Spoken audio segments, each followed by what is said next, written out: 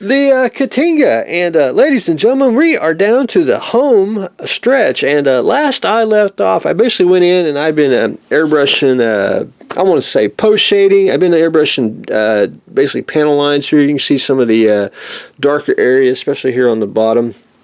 Just kind of post shading the panel lines, blending in the panels and everything. I like muted colors. I think it looks more natural than I know this is the studio colors where everything's really vibrant. But anyway, I like it. I like everything muted, especially until you get up on it, and then you can actually see the actual shading. That's the way, that's basically, I like to preach style. This is my style of doing it. One thing that studio scale, I almost say studio scale, the studio paint job one, you notice the really streaks of bright green here.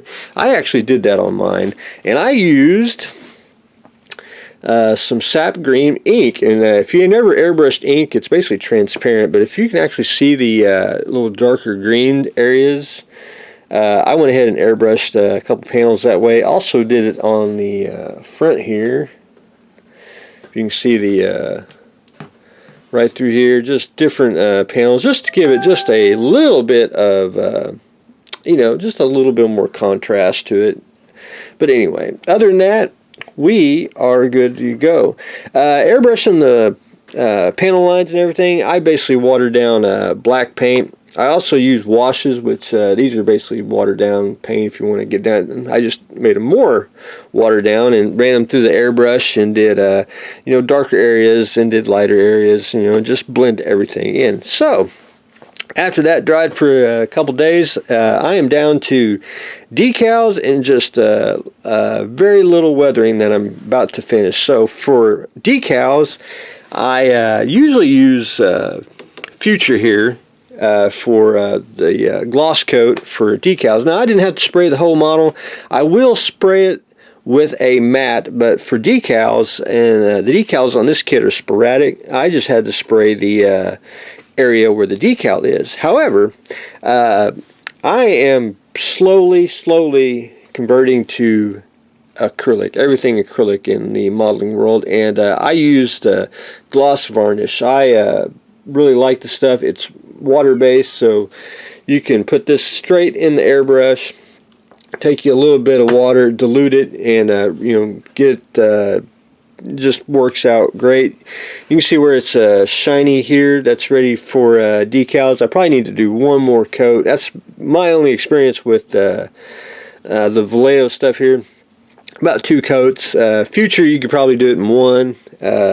This one, I like to water down all my stuff. Just if I had to put 2 coats on, that's great. It's just I like an even surface. But anyway, got the bulb here. Got it ready for decals, and then there's a few other places. Instead of flipping the model, I'll show you.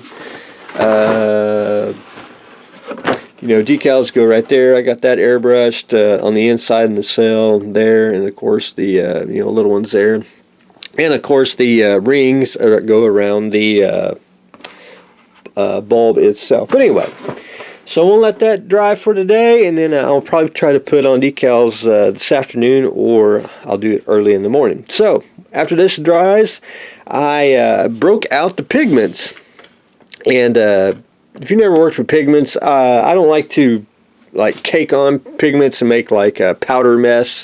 I know some people do that. I like a little bit of pigments mixed with the actual weathering, because I think it makes it look more realistic. So what I did is I took some earth here, which I probably can't find it. I think it's where is the pigment? Nope. Anyway, I think it's an ochre. We'll find it. Yeah, right there. It's a dark yellow ochre. No, it's not. What am I saying? That one. Natural umber. That's what I used. And I like to mix different pigments, I'll take 2 different colors, mix them together just to get the different tones, because it's just easier. I started on here on the neck. I airbrushed and put a wash on most of the brown parts here, but I wanted to get it more not thinned out, but I wanted to get it more just a lighter tone on it, just a little more weathering. So I put some here. You can see the different colors on here, and then I'm going to continue on and lighten up where I got it dark here, and just go in with some burnt umber and some ochre there, and just lighten up some of the panels with the pigments. But anyway, that's what I've got going on today. We are on the home stretch. I did manage to paint the underside of the panels there. So we're ready to weather that, and I want to put a little more. I want to put some little darker pigments on the inside here, because I want it. I got the clear parts painted, but they need to be kind of really needed to paint them beforehand. But you live and learn when you first build one. So the second one to build, it'll be so much easier. But anyway, we'll do some pigments around here, and we'll continue on after that. But anyway, that's what I've got going on today. We are getting ready to prep the Ktinga for some decals and finish up some of the weathering with pigments. So that's what we got going on today. So stay tuned for the next exciting episode.